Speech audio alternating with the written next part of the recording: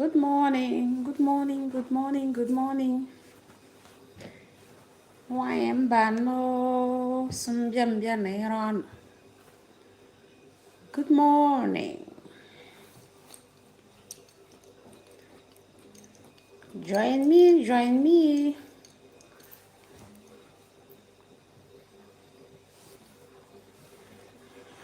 Oh God.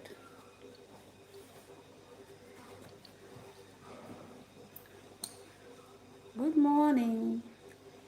Join me, join me.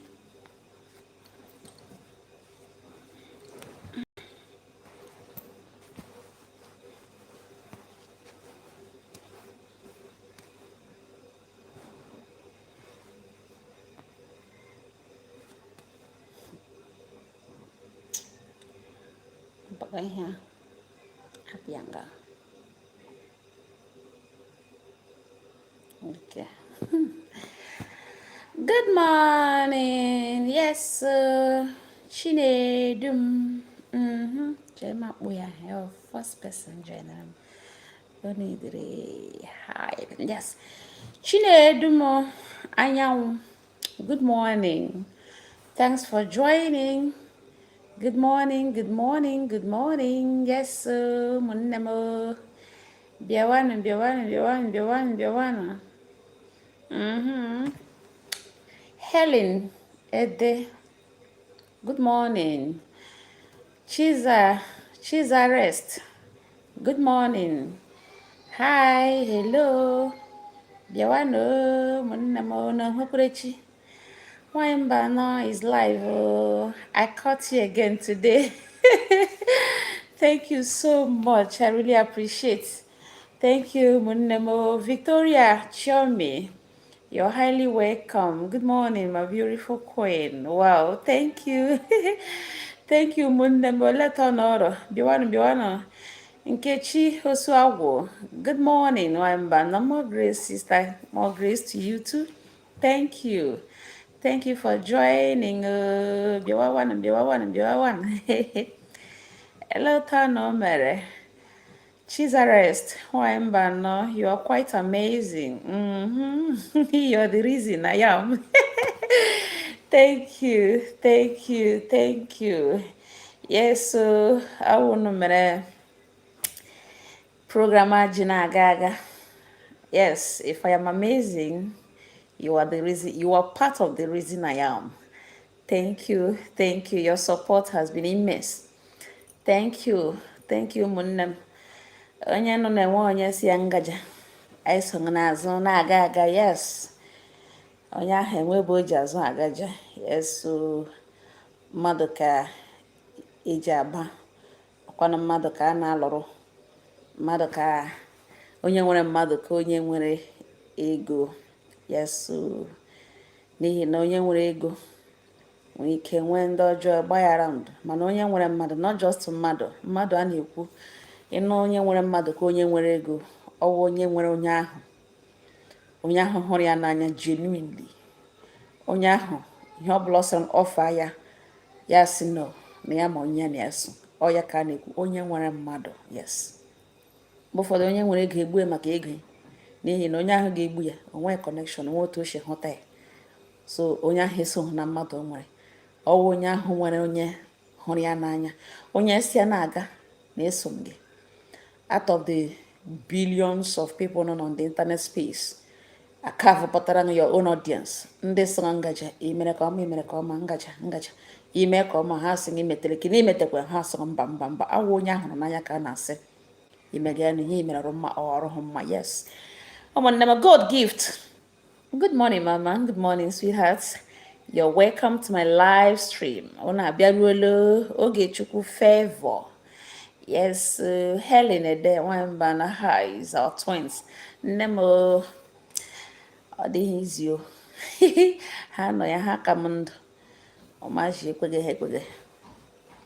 Ishokotoku. Ha na-eri n'ọnụ. Don't worry, very soon unu ga-ahụ their faces and what they look like. I owe you people that. Yes, o kwesịrị ekwesị.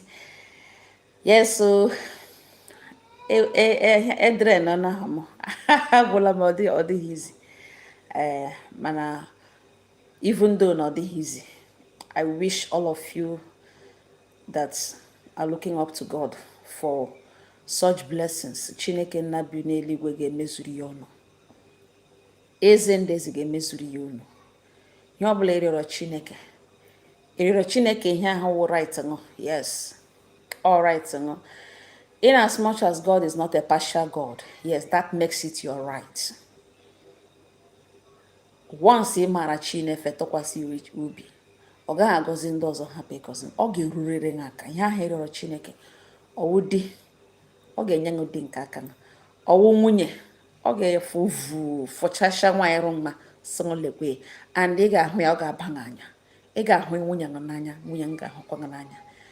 Ọwụ ego, Chineke nna ga-enye ya ọnụ n'ụdị ọbụla unu ji arịọ ga ihe ọbụla wụ mkpa bụ nga nwenye ga-abịa sị amụchana m amụgawo m. Yes, Jehova mara onye mkpa ihe onye dị otu a narịọ. Enwe onye na-enwe ihe ọ narịọ Chineke, ma enwezi ọ na inwechana ihe niile, Chineke ga-enye gị ogologo ndụ. Yes, ogologo ndụ na ahụ isi ike Jehova ga-enye ya.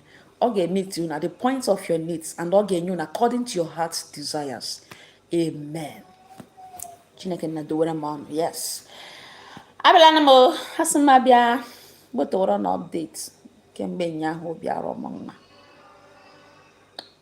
obi arọ m mma, obi arọ m mma ma otu obi gbawaga m, obi gbawaga m, ya gbawa m ihe ọzọ ga-apụ m n'ọnụ. Kai mgbe ọbụla ịhụrụ m nọrọ di m makwa maka datin m nọghala m kai ya so ọwụ nọ shi nga apụta.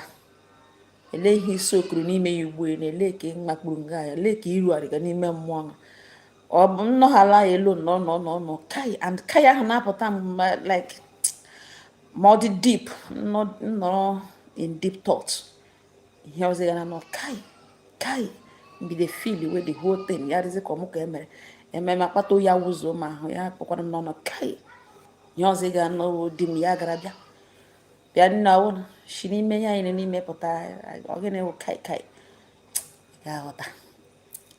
Nwanne m yesterday update video m gbọtọwara yesterday ka m sị m abịa nye ọnụ taa. Aga m egbu ya na nke chọọ m ka anyị nọ ọdụ mgbe ọbụla m bịara igbotowa update nke a ma ejishi ike. Chineke na mere mebere just mbịa hala live ụnụ hụ hala ụnụ join hala m otu isi ebuo m, obiọma akpacha m, na-emewe m ịpụ apụ.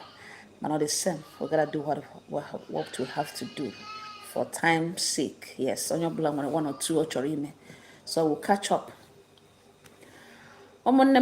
Yes, still waiting for your story by 1 p.m. Ka will highlight.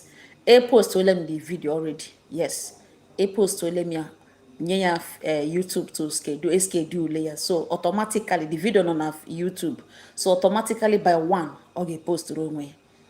Immediately maybe chete we post be when video sim get tige be 1 say schedule let me the video not there already. So by 1 here I got publish. Yes. Nke m tiri last night what the highlights hapụdele ka ahụ nọ na-abịa mana kem post yesterday ke nwanne ya nwaanyị di ya nwụrụ ọ ya wụ kem wetara ọnụ update n'ihi na akọgide akụkọ asị na anwụọna ọ na-arịcha ka ọwụ or end ala for the person like onye nwụrụ anwụ ka ya agaala ka anyị dị ndụ ma lọrọwa.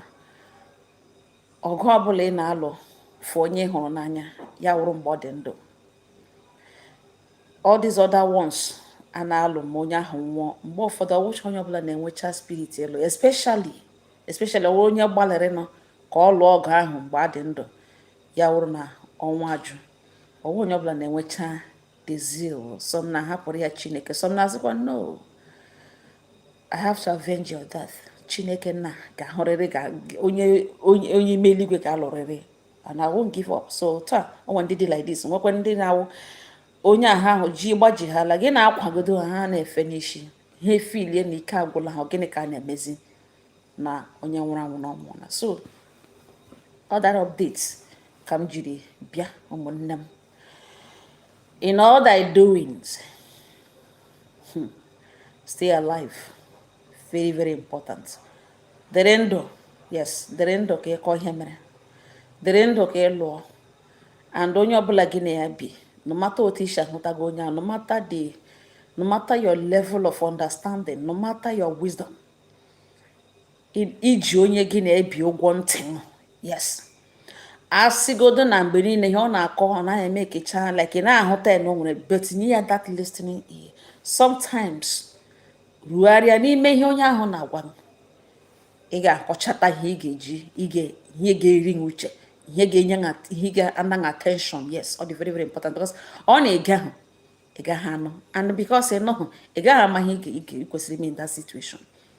For ndị na-ahụbe that video, yes, ọ nwanne anyị nwanyị wetara the video yesterday wee sị na ya alụọla di, mana from kemgbe ya na di eji biwe na enyi nwoke die ya na di ero na ezigbo mma, onye aghala nwanne ya na di ero na mma karịrị ọrụ na mma karịrị nwanne.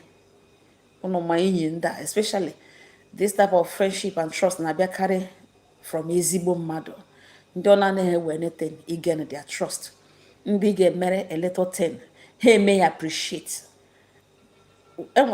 Amamote m ga-esi akọwa, enwere ndị a na-adị full of gratitude. Yes, imegharala ha ihe ha agaghị echefu ya, ha anaghị echefu ya. Ndị a na-ahụtazi ya that because na imere ha ihe na ị bịara true for them mgbe ha nidiri ị ga-enene their trust, every other thing na-eme ha na support.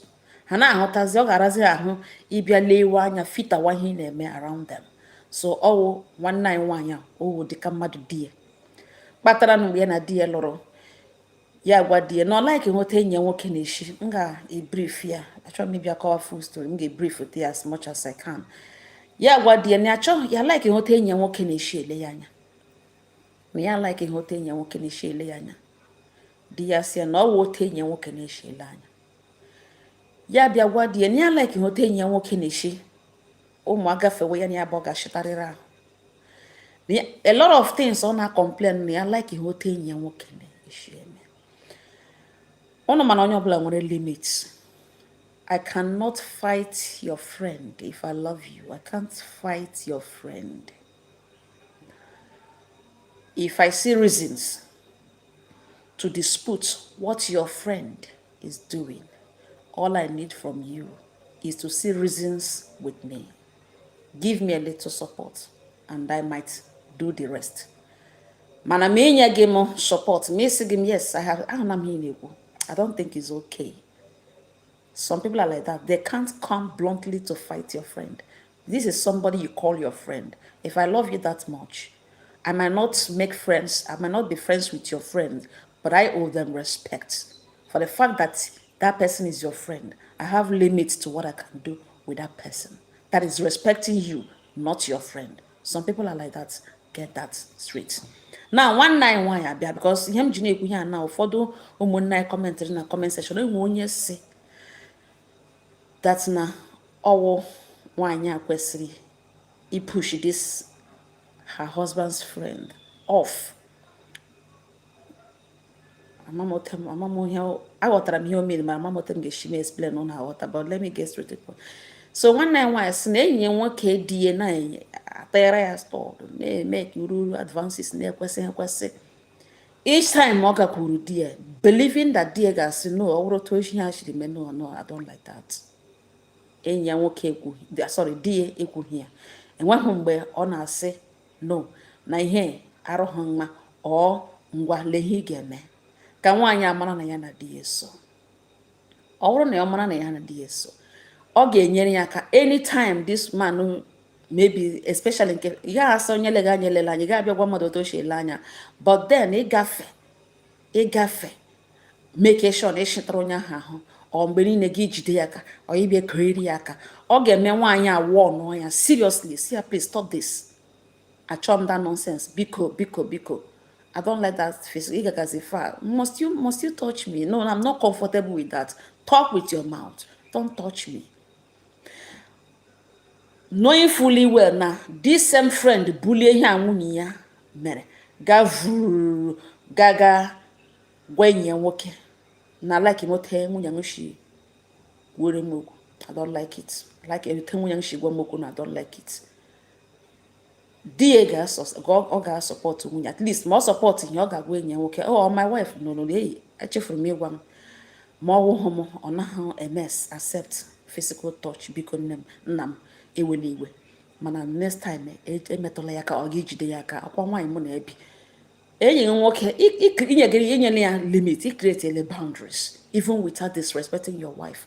Mana this woman aga shun onye dị otu a, knowing fully well that the husband ga run back to her. Ibebia abanya sakwana magwanya mgbe niile enwe ihe o mere ihe niile ya wọra ihe ma this type of mana nwaanyị mgbe niile ya na-agwa di ya nakwa na defend enyi ya nwoke na enwe ihe o mere na nwere ihe nọ there na ọwa enyi ya nwoke na ọwa enyi ya nwoke to a point.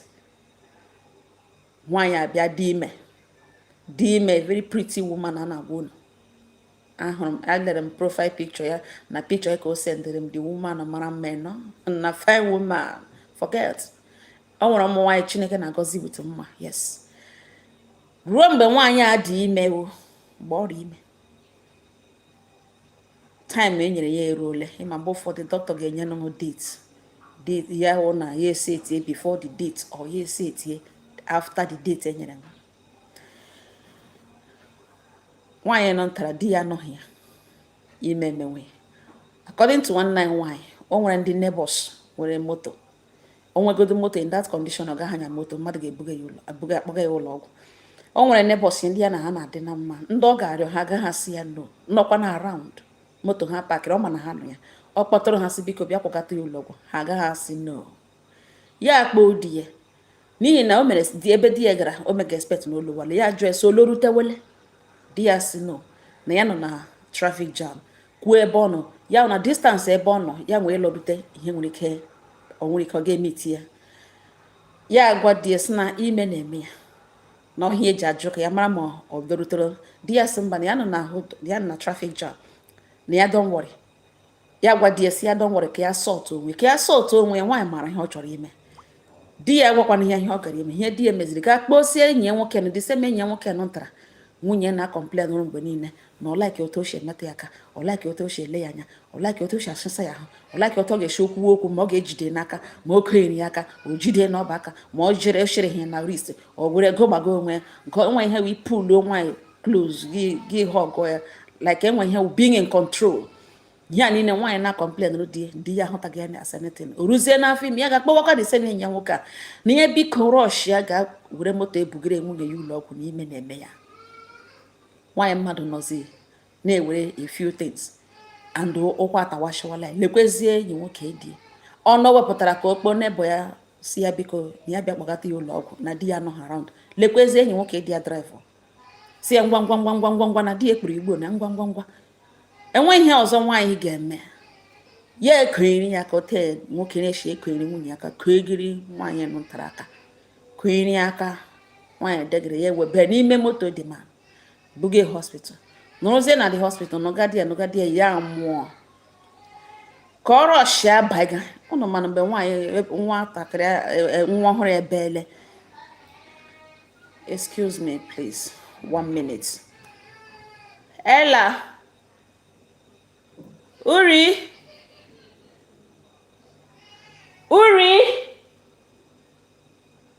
Ella, which one is crying? Control them, I'm on live stream.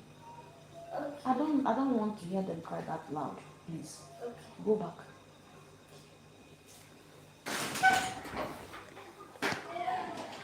Ụmụnne sorry unu eweli iwe ahịa m nọ n'elu ya. Ọlọlọ ihe mmiri na ihe niile ha na-adọ ya.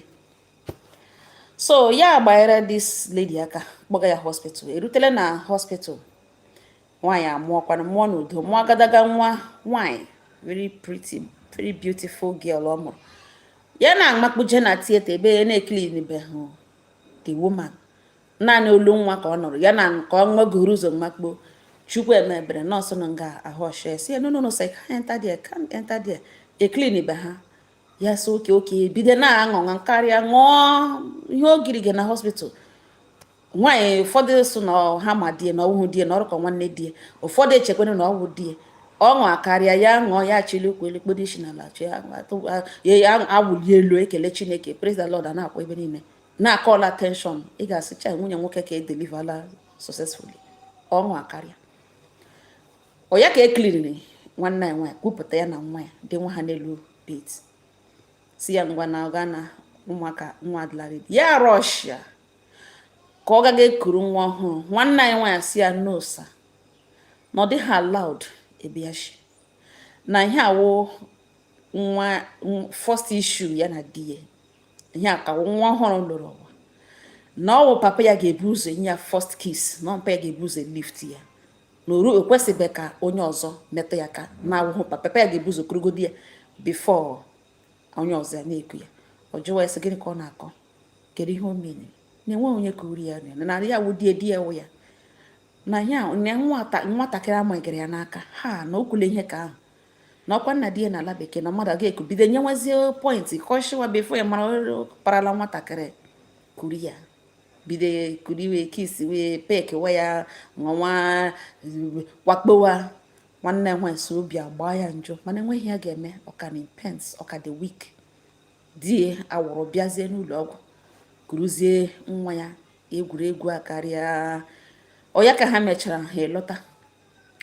Ruo mgbe a na-eme naming ceremony, ndị enyi di ya other ones ndị ke na-adịghị too close abịazie the naming ceremony. Nga ha nọzi na tebụl ebe ebuchiri ha nri ma mmanya ha na-aṅụ, enyi nwoke die n'ugbe bido kọwa na tebụl ebe ahụ, kọwa experience ihe ọ gabigara mgbe ya mụga nwa, otu o si gbara ya aka na otu esi etige n'ime moto na otu esi asụga ude, na-enwekwe mkpu ya tiri, mana ọ jọsụ na-ekwu ya ka o were melite. Ruo n'ụlọ ọgwụ ya ekpere ma gịnị ya na-asụ ekpere sị Chineke nna Chukwu eme ebere ya mụọ, na ya ga-awụrụ nwa godfather, na ya ga-azụ nwa from primary to secondary to university level, na nwa na ya ga-awụrụ ya godfather, na ihe ahụ na goddaughter ya. Onye ọbụla na-asị really chai hi, ihe ahụ ewute ya, kpọkete di ya si ya na ihe enyi nwoke kọga nga n'ọwa ụmụ private matters, o kwesịrị discuss ihe ndị a ebe ahụ, na ihe awụ ihe o kwesịrị space ya, mana because na ọ nọghị around o filie in because ọ ya nwa mere invite na ihe ọ ga-aga discuss wa otu eshiri mụ na otu o shi kuru nwa na otu esi etige n'ime tieta na ụmụ nwaanyị na-ahụ ihe na o tiri in fact na mgbe e kururu nwa ahụ tụọ ya kulitere nwa ahụ ya ahụ ihe uru ụmụ nwoke lụrụ nwaanyị na-erite chai na we beautiful experience, na in fact ka ya chọọ nwaanyị ya lụrụ mma ya ga-alụ na akọcha aka aha ka ya gwa di ese enwe ihe nọ dị ya na kredit esi nye na nọ ya nọghị ya send na ọwụ ihe ọchọ ọkọ ga nwe ihe ọkọ na onye niile ọ celebration enwe otu esi ikwu die na asị no ihe a megide before mara di ebidere yawa everyday ọ ya ka di ekpoga ga-ebuga ụlọ ọgwụ and discharge taa echi ebuge discharge today echi ebuge otu aka ya tagidere ahụhụ a di ya anwụọ. Ka di ya nwakwara nwụcha elie ya na ya gbaga mkpe ya ka na-agba mkpe, enyi nwoke di ya kpọọ si esendịarị akaụntụ nọmba ka etiri ya ego ya, mana ọ dịga lonely even though na ya ekwesịrị ịbịa ya wee sị ọba uru ịbịa na ya bịala na ya nidikwana ha ego for now, na ya rigo uju enweghị ya ma eji ego eme, na ya nidi ego na ya nidi ego ya ga-eme ka ọ mara ọsị no problem. Ọzọ ka ọla ọzọ ọ kpọrọ ya after some time bụ nwa ya ka otu a ga-esi mee ya chọrọ ya nwere nkwa ya kwere di ya na ya ga-azụ ya nwa ahụ, na nwa na ọ goddaughter ya chọghị ka ya mara ma enwe ihe nwa ahụ na alaka ya gwawa ya sọga na ọwụ ya nwa ga-azụrụ ya nwa ya, na enwe nkwa o kwere na nkwa o kwere enyi ya nwoke, and ọ gwaghị enyi ya nwoke that very day o kwere nkwa ya nọ present, na ọ gwaghị enyi ya nwoke na ọ nwụọ na ya ga-azụrụ ya nwa. Ọ sị na ọ ga-awụrụ ya godfather na ọ ga-azụrụ ya, mana ọ kwesịrị ịwụ mgbe oge enyi nwoke dị ndụ, not n'ọnwụ. As long as di ya nwụọ na automatically na nwa ya responsibility ọwụ ya ka ọ masịrị, na ọ ya nwa ga-eme invite ma akara wa ya, ma for now ya need anybody na ya biko stay away. Ọ bawara ya si na ele ihe o mediri na nkwa ya kwere enyi ya nwoke na ya kwesịrị dị fully involved in that child's upbringing, na ya kwesịrị nọ there, na ya kwesịrị nọ na nkwa ya kwere enyi ya nwoke. Ya rọsha ya bite iwe na ọnụma wee sị na ọ bụrụ na ọ chọrọ ime, ọ bụrụ na otu aka ọ chọrọ isi handle, na ọwụ otu aka ọ chọrọ ikwu na ihe okwu gị na ọ dị serious, na ọ ga-abịa ga prove ore ihe gburu enyi ya nwoke first before na-azụ ya nwa ya. Has it gotten to that? What do you mean? Has he gotten to that? Ogbanya phone. Came the 2 weeks. No kpo ha be. Call on her every morning, every night. Move ya dodge call. You miss chagodo call ya. Oga kpogide until the end with it. For 2 weeks, came the 2 weeks, eji joy ahụ. Na ọchị force onwe into her child's life.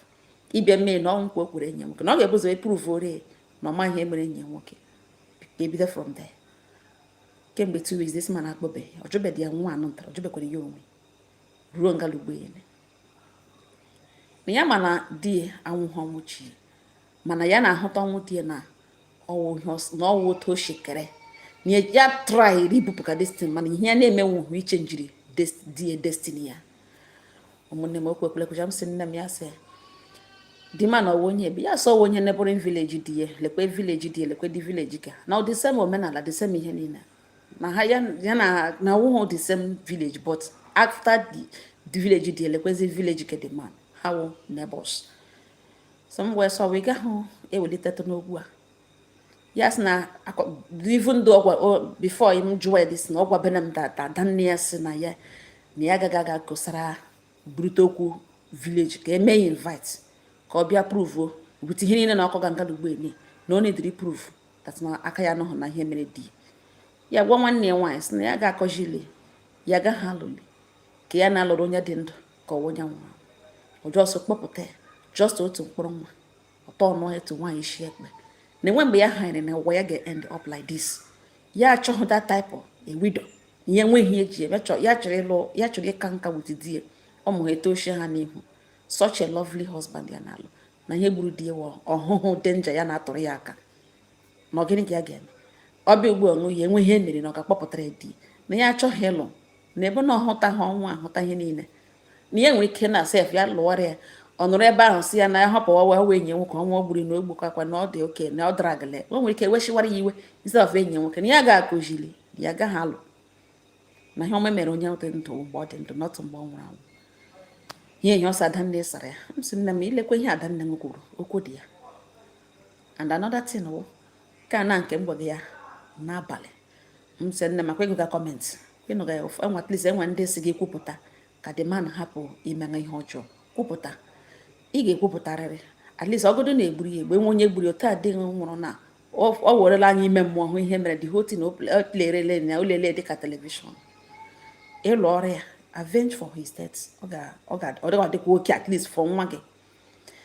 ya sị nwa mbanụ na m hapụga na ya agụga kọmentị niile ya ebi na comment section ya na ihe ndị mmadụ gwa gị but all the same na ihe enweghị hụ dị mmụọ ịgaga lụọ m si ya now enwe ihe ọzọ m chọrọ ịgwa m ọwụghị gị na-alụ ị ga-ekwupụta ihe mere nọ hapụ ndị obodo ka ha ga-esi eme but then again ọ bụrụ na for example I'm not saying for a fact for example imagine that na all enyi dingu wepụrụ ndụ dị gị now for committing kamapi for iwepụ ndụ dingu either because of you then edi ha kwara ya accessible or we check na ọ ga-eji iwe so ọ na ya ga-egbu enyi ya nwoke because of you and then gịnị play out of reach na ọ ga-akara nga mmanụ ịdọwara di is also dangerous. So the best thing to do ịhụta ihe hụtara ihe a mgbe di dị ndụ kwupụta o so na ihe mere gịnị ya bụ di na nwunye gwa ndị obodo gbọtọwara ha si ya na ote enyi nwoke dị legasịa legokwana ihe di mere because he trusted too much. He took him for a brother. He took him for everything good. He trusted too much. Your husband trusted too much. But then he didn't see what you saw. Bring this matter, raise this issue. Can the man here bata? And I gave force ya, and I gave impose man oge in Odi ha ndị obodo ga-eji mee ha mara otu ha ga-esi eme ya ọ ga-abịa prove ore ha that na aka ya anọghị n'ọnwa enyi ya nwoke wụkwanụ nwa ha nwoke wụkwanụ di ọ ga-adị mma ka ime ya for your own safety ya sị nwa mba na ya enweghị ike ime na ya agaghị eme n'ike ya enweghị mmụọ ya eji alụ dị ka ọgụ ahụ na ya agaghị alụli na ọ bụrụ na ọ ya egburu na ọhịa akara aka dị ekere na ya abịaghị ikere ebe ịbịa lụrụ onye nwụrụ anwụ onye ya hụrụ n'anya from ala obi na di enwegidere obi mmadụ nwa obi mmadụ to the core no even igbu mosquito brain na ha aka ka ọ na-arịrị na o deserve ha ọnwụ mana ya mere ihe niile ya nwere ike ime ka ya chenjie ihe ọnọdụ ahụ dịka Jebez bịara kwa chenji ọnọdụ di ya ajụkwa echiri tiri ihe mere na-eme na ya ga dragli mmadụ apụrụ mmadụ agaghị ame ka bịa mee ka ọzọ na egburu ya ọ dịrị na o gburu onye hụrụ ya n'anya gwa nwe ọdị ọdị na asị na onye nwụrụ anwụ na ka na ahụ ụzọ na eji aka ga-alụ ọrụ onwe na ya hụ n'ebe ụmụ agbara kpọgburu mmadụ na ọ ga-akpọgbu onye gburu na ya agahụ ya ga-aga ya na mmadụ ga-agbarị kpakakpaka igbukwe di egbu di egbukwe di egbu di na ọnwụ di ya fụga ya ụfụ na ọwụhụ onye gburu n'ihi na ya na ya abụọ ya hụrụ dị tin ụmụnne m nkwụlite ebe ya ajụ nkwụlite ebe ya ajụ na ya majority na ọ na m gụgakwa kọmentị na m ga-ahụkwa a lot of people kwugekwe that na ya gala anywhere na ihe dị eji aka ya sign so why not ime ihe ndị ahụ kwuru da n'ime ihe one or two persons kwuru na ya gaghị abịa kwupụtara ndị obodo ya ga-akụzili ya nwụghị onye mgbaghachi ya hetiri face public a na-akpa isiokwu ya nwụghị onye nsogbu ụmụnne m ọ ya update after everything ọ jụrụ wish na ya gaghị ekwupụta ọ dịla ka ọ ga-adị but then again ka m were kwere ihe nkwatụkwa na ụmụnne anyị okwu biko ọwụ na ịnọ ngalugbo ige ntị m ọwụ nwaanyị ibe m ọwụ nwoke ibe di m mmadụ abụọ bi n'ụlọ enwere reason ha ji biri n'ụlọ a lot of reasons ihe mere na ihe a na-emere na one of the reasons ha ji biri mgbe ụfọdụ anya ha ga-anọcha ebe niile mana onye gị na ya bịa gwa ihe ọhụrụ tinye uche na ihe ahụ ọhụrụ lebara ya tolegodi ya si ya ngwanụ o meghe ya ọzọ or next time o leba ngọdị anya njọsị nyatụ m sign aga m ele ka m mara ebe o lega anya ka m hụtụ gịnị ya bụ reason gị hụta na ihe ahụ okwu gị ọ kọlụrụ for concern then you show that if such a thing is happening under your nose no kwesịghị ekwesị do not ma ọ bụrụ ndị ha so very dark man white wash don't make it look like it's okay everything is okay no tigere ya uju ya wụrụ ihe na-abọdọ onye gị na ya bi di na-akpụketa sị na ya like ha enyi na ya like ha enyi nwaanyị a na-abịa ebe a hello ụfọdụ ụmụ nwaanyị in this case na-lewe di ha anya na ọ ga-awụ na ọ chọrọ separate ha from their friends ka o shizi n'azụ ụfọdụ ga-abịa lewe di ha anya na ha maara their friends why are you not comfortable with her are you crushing on her a na-aga ebe na-awụghị ebe nwoke mmadụ che ya mana the man ma ihe ọhụrụ gị na-eme ya na ọ dị okay because na onye ahụ wụ your friend that she should also be friends with your husband ọ ya na-ebute ụmụ ihe ndị ana onye gị na ya bi gwa nga na ọ like ha enye nga gị ese ọ gịnị ka enwe ihe notisiri o nwere ike sị nga ya wụrụ onye na-ekwu nwere ike imenwe explain ya sị na ọ like hụ ya na ọ like ya hello onye ahụ wụ friend nga ọwụhụ friend dị nga ihe gị na dị nga nọ n'ime marriage ihe gị na-enye nga nọ friendship you cannot force your husband to be friends with your friends enweghị ihe nọ there go straight to the point learn to be blunt learn to take charge of the situations like this learn to make things right set it straight ọwụhụ force enyi awụ ụtọ enyi awụhụ like ọwụghị ọbaya ọchị ọwụghị iji eze you can't force me to laugh when I'm not laughing if I don't feel like you can't force me to show my daddy na-aja eze just like that kpọketa enyi ṅụ be mature kpọketa enyi ṅụ si ya nna m ya sị ụfọdụ amadụ otu esi aga about it because mmadụ otu ga-esi agadi emiti enyi ṅụ nwaanyị gwawa ihe n'ugbu a na ka ọ hapụ ifili ọ because ịlụziri di ọ because no ndị Igbo sa akọrọ egeruo that's your friend si ya nna m ya sị my sister ya sị hụ chọrọ ịgwa m ile anya mụ na nga abụọ awụla friends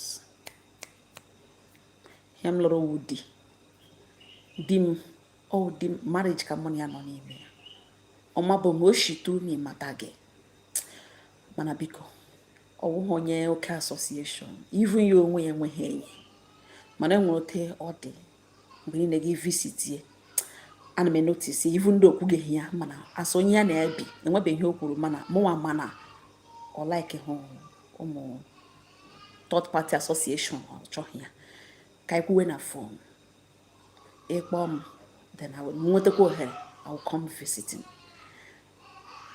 nye dị in that space keep your friends to yourself abịala gị bịa gbaa shịwa gị si di m like ṅụ di m nsọ di m nsọ. No. Gwa ya na he mere observe na your husband has not really said it, but because ọwụghị onye friendship, your husband ọwụghị an extrovert, he's an introvert or somebody na dị private, and I would not want to try m ka ọ dị uncomfortable n'ụlọ ebe ọ kwụrụ ụgwọ mụ na ya bi ụlọ mụ na ya abụọ. No, enotisiri m na ịbịa ọ naghị ekwuchi okwu na onwebeghị okwu, but I don't want to make him all dim. I understand him perfectly well. Ka anyị na-ekwu na phone abịazile, don't visit that much. Mgbe enwe any need ya kwuo na phone, nweta ohere m ga-abịa visit gị, then you watch things. Ị gaghị abịa gị ime agwa dị m also because ọwụghị enyi m, because ọwụ enyi m, mana enyi m na-evisiti, mana enyi m na-evisiti, enyi m na-evisiti. What do you think? What do you mean?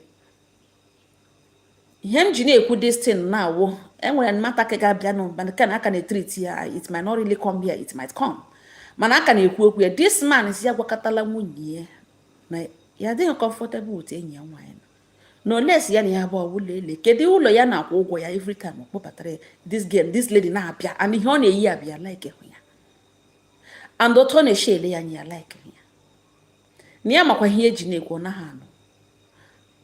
Nwunye ya gwawe na ọ bụrụ na ọ crush on her friend na o mee ka ya mara, ya ga straight to the point na ọ bịara ebe nwere property ogburu na origburu onwe ya. Gịnị ka ogburu ole ka ọ na-eri? Ọ na-erikwa ụgwọ niile ọ bịara ya here before ya gburu ole ka ọ hụrụ ọ na-eri nri ya na try ime this man accept, mana nwoke mmadụ ma ihe ọga until one day die aka ọtụgara enyi ya nwaanyị eme ihe nọ mee di ya emegwara ya.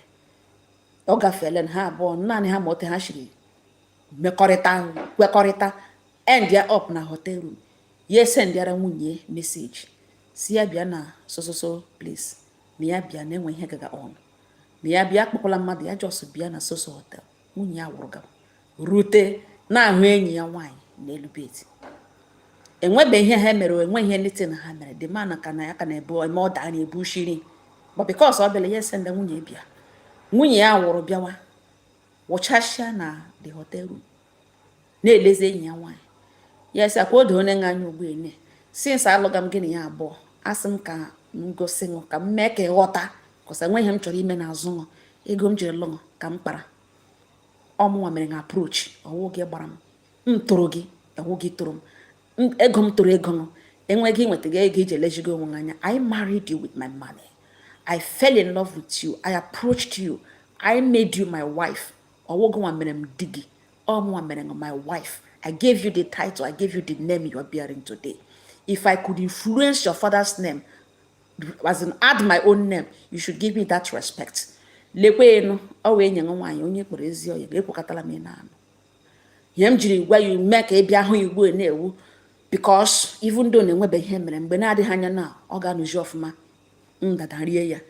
Enyi ya nwaanyị amaliri mgbe o notisi ha ọzụrụ ihe dị man kwụ ga-ihe yirizie nwe ya, banwaziere dị man na ọwụ ọ dị mature, na ọ na-eme ka egwu, na ọhụụ na-eme ka ụmụaka mewazi explain na gwawazi enyi ya nwaanyị nkwanụ nwunye na di ya kpọrọ ya na ya bịa na onwe ihe a chọrọ ya nwere business. Ya si enwe business ya kpọrọ ya na enweghị any business, na ya tọgharịrị stọd ọ tọrọ ya respond ebe nwunye edoro n'ụlọ achọghị na ihe agụghị ya na ya ọhịa ya bịara inye, mana ya asị ka ya gwakwa nwunye ya gwa before na-aga. Ndị enyi abụọ aklashizie na hotel ebe ya yiri nwe ihe lowere onwe. Mgbe ụfọdụ a na-ekwu do not misunderstand onye ụmụ nwoke na akọ ogologo akụkọ, mana ụmụ nwaanyị na-atry sometimes, not all women though, ụfọdụ ụmụ nwaanyị na-atry twist ihe ọbụla nwoke na-ekwu na-ele ka ọwa opportunity ka ọ na ọwa venue ọ nwere ihe audition or crush ga. I know my friend. Ị gaghị aghọta because you fail to, you don't want to hit to what he's saying. You don't want, he chọrọ everything dance around him, understanding the fact that all your friend and you know him, he should also know him. Onye ọbụla nwere otu o si aghọta ihe. Ụmụnne m, nwanne m nwaanyị nọ ngalugbe ihe ebege na nwoke na-ebekwa na nwaanyị.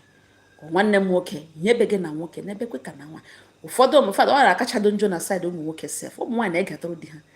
Why self out of jealousy no hunu die n'anya once die so like izenya or crush or crush or choose ịma ihe mmụọ ya na gwe ya choose ka enyi ya nwa ya ahụ n'ọfa. Some women are like this. Ha choose so far you will allow us onye ma no ga okay. Out of jealousy ya eme ihe o kwesịrị ime mana ọ na-akacha njọ ebe ụmụ nwoke nọ because ụfọdụ ụmụ nwoke na-ahụta dị nwunye ha na enwere ndị good point nwere ike isi ha n'isi apụtagwo ka ha hapụ ịsị guy because ịlụziri nwaanyị guy ma ụmụ nwoke ma otu esi guy ịlụziri nwaanyị is that how it's supposed to be? Like I don't get it. This is your wife we're talking about. To avoid okwu metro n'obi playing victim. Now you want your wife uju ha okwu mgbe ụfọdụ gị esi ya nwere ọtọ n'oshele nga iwepụ n'anya oyilegekwe ya nọ ma hụ mkpụrụ anya hụ na olega. Some men achọghị ịma ha sị this is my house, I decide who comes here and who doesn't. Onye my friend, I have known him before I even met you, this and that. I had two of us, we have before I met you. Ihe niile na ụfọdụ ụmụ nwoke anaghị aghọta ọkacha njọ bụ ụfọdụ kwuwa ụfọdụ ụmụ nwaanyị gwagwa di ha na lekwe ha agaghị ahụta ya ụfọdụ be ha sị nwoke ya yes I notice it but mekwena something about it tiri ihe mepie kedu isiokwu m ebe a ọgwụdụ na okwu onye gị na-ekwuru 100% enwe ihe like ị na-ahụta ya na owote okwu ya na-arụ nye nwe ya listening ear tụrụgodo anya ala ka ị notice ka ịhụ ihe ahụ na-ahụ as long as ihe ahụ na-ekwu adịghị mma tụrụ anya ala ka ịhụ ya ya nyekwere nwere reason nye evidence may understand that just ọwụ gị zụrụ ya onye gị na-ebia ọwụ gị zụrụ ya ihe jikọrọ n'ọnụ marriage ndị zụrụ na azụ na ndị zụrụ ka nwa ya zụọ na some people the observant, some people na everything name around them ụfọdụ nwere foresight. In as much as you don't want your wife to or your husband to put off this friend of yours, understand your wife, get the level of understanding on him operate. Ghọtagodi ihe ahụ na-aghọta o nwere ike hụ ga-ahụ clearly all this while mana o nwere ihe ọ chọrọ ghọta ihe ahụ na-egosi na otu ijuge nwa ọgụ it's just a little adjustment onye ọbụla dị okay. A marriage need adjustment because ha abụọ otu nne eshi ha otu obodo ya two adult tochara n'ebe ha toro emebia jam n'ime ahịa or jam na shopping mall or meet n'ime moto or one thing book ọnụ because I like you, because I'm in love with you, I love everything you do. Before you mara ha na n'ime marriage ebidezie through the men adjustments. The whole thing about that marriage doesn't have to revolve around you. You must adjust. Adjustment is very, very important in a marriage. Adjust. Adjust. What you get correct with love, not with him ashanya mgbeni bagara ding mgbeni bagara nwunye no. Ụfọdụ nwa na ahụta onwe ha na otedi ha na-eshi agwa ha okwu.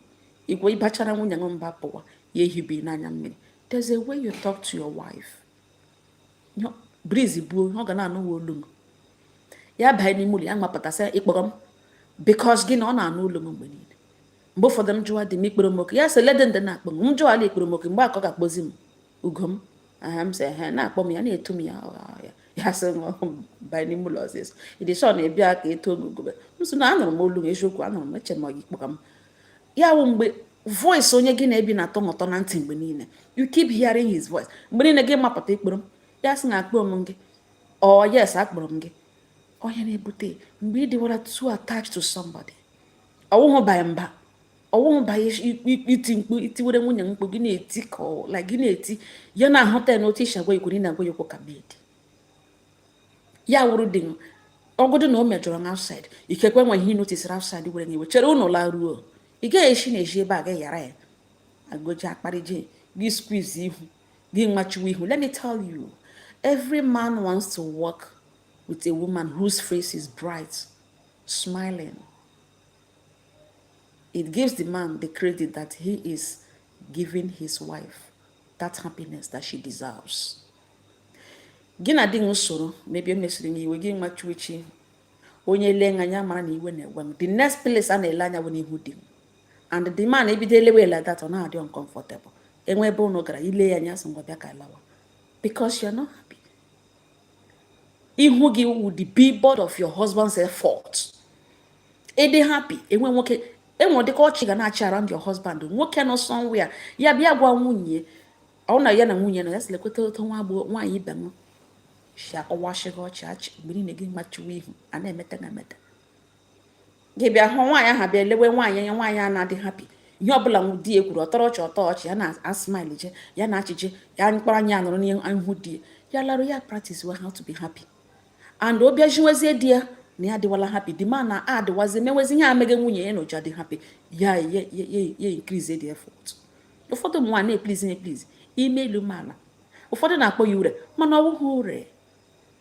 Mgbe niile eleghị anya n'ihu mgbe niile gị igbe ihu mgbe niile gị a na-ajụ gị every time gị nye nwoke mmadụ assignment ogene dị too much sometimes aga ajụzi ha and ọ bịa shie nwoke ahụ mgbe ị na-ediri help asọ ụwa hapụ ya ọtọ na mmajuru ihu ya mmajuru ihe dị too much ọ naghị adị mma gị na di gị onye ọgọdọ na unu n'ime ụlọ ka ọnụ na-eko gị onye ọbịa kọ kpamkpam gị brighten up ụlọ kpa ivu na agaghị amadụ sef na enwere ihe segara gị na ihe mgbe agaghị ahụ na etigo visitọ ahụ la enwe ihe ọ ga-enotisi ọ lọwazie believe me ozugbo ịkọntrol this atmosphere bugharịa ya need very happy na enweghị segara gị na di gị mgbe ọ bịatara ụnụ kwekwe ụnụ eche ikwekwe gị etobiri ire ụnụ achị ya eme ụnụ ajikọ aka ọnụ dịka di na nwaanyị dị nọ n'ime ihe a na-arụ that man bịachaa lawa gị switch over ka ị laghachi ha back to iwe gị iwe di ya dụrụ m so ele ihe ọwụ ya ebido from there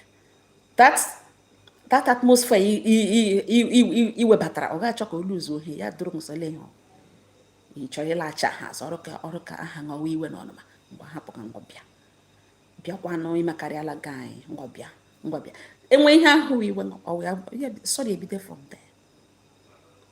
Mgbe ụfọdụ visitor ga-abata ọ ga-adị ha comfortable ya notice na di na nwaanyị grand dịka ọ dị level ọla agụ nwa ya ọ na-adịcha mma gị na di ya pụrụ enwere ihe o kwuru na-arụghị mma gị rụọ ya aka o nwere mgbe ịrọ ya ya ele anya gị meketa ka gịrị ya ka isi ihe ka ikwu ekwana wụ na laikwa ihe ikwu kekwa ọrụkwa ya kwere ichizi oke emeghekoro ụnọ larụzie gị gwa wesị ma na ihe ahụ ikwuru ọ ga-ahụta ya gị enwe ihe ị chọrọ ịkọrekt with love ị na-akọrekt with love agaghị enwe any problem mana ụfọdụ na-efli ọbụ mgbe anụ na-eji anụ n'ime ụlọ ebe niile andụ onye gị na-ebiwe onye ihu na imejụsawa onwe oyi like that mekasawa igbewe ihu ka okporo n'isi na mgbe aja ọla agụ nwa ya achọzi ka ihe niile krad ihe na aka apụ ka alawa wala ọwụ ihe ọ bịara ka gịnị abụọ ọwụ mmemme ka ụnụ gara ịhang out kekwe ya were otu o shiri lecharata anya ị gaghị asụkpo mmadụ anya na o lere anya. Yes, nwa agbọghọbịa mara mma gafee ụmụ nwoke nọ nga ga-elerịrịrị ya.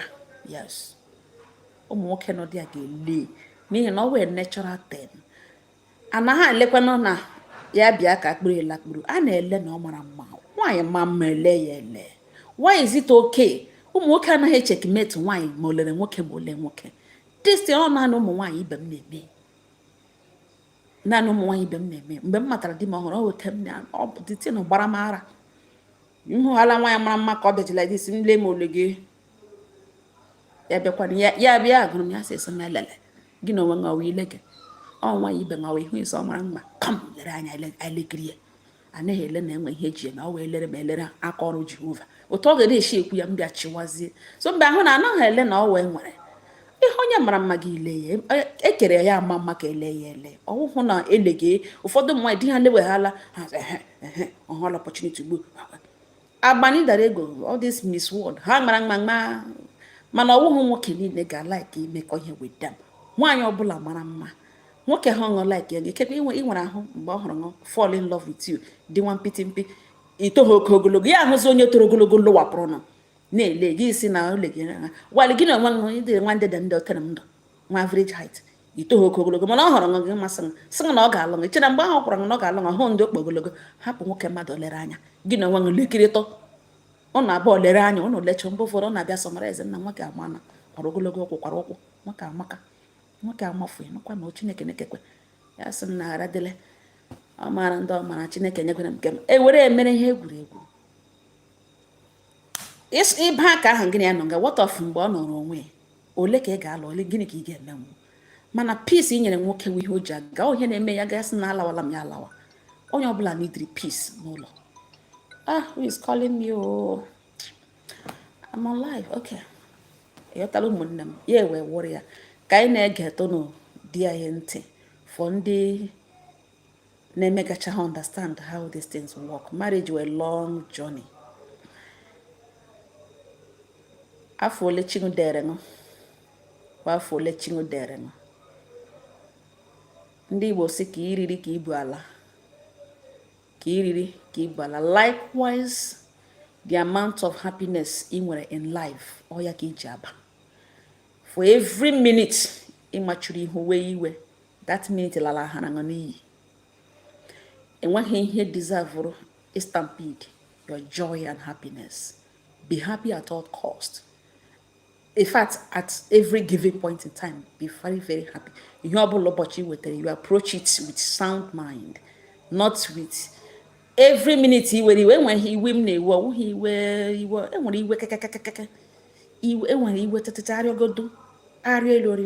that thing deserve very like that.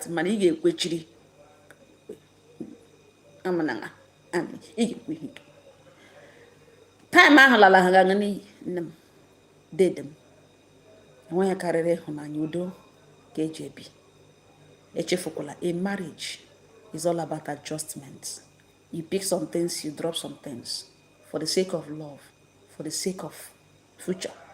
Because onye ji aka ije dị anya ọ wee men adjust ọ okay. A lot of ile anya enweghị ote marriage isi shakọwashi gị isi na gị na-ajụsị mmadụ abụọ nọ na court ayaghị onwe ha. Enwekwara mgbe otu onye sị I love you ọ wụ ije ebitere with I love you bidere with ọgụ ahụ mana gịnị mere? What happened? Ọwụ mgbe ụfọdụ misunderstanding, mgbe ụfọdụ ya wụ see finish ya, mgbe ụfọdụ a lot of things na-ekwesị aga control onwe ahapụ ya yele nga until ihe emebie. Ụmụnne m ọhịa update m si m abịa gbotowara unu ma matụkwara n'okwu ha ọnụ. Aga m end this life n'ihi na asị m achọpụ m igbu ya na nkenke. Yes.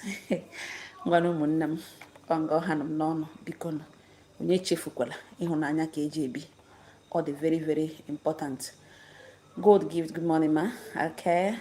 Ogechukwu favor. Amen. Always faithful. God is always faithful. Amen. Yes, ụmụnne m ọnga ọha nọ m n'ọnụ. Aga m na-abịa live often than as usual. Before I'm months before na-abịa live, but no, because of stories in Bunaka and updates immediately iwepụtara unu aga m na-abịa regularly. Ọnga ọha nọ m n'ọnụ udo dịrị ọnụ. Chineke dowere m ọnụ. Bye.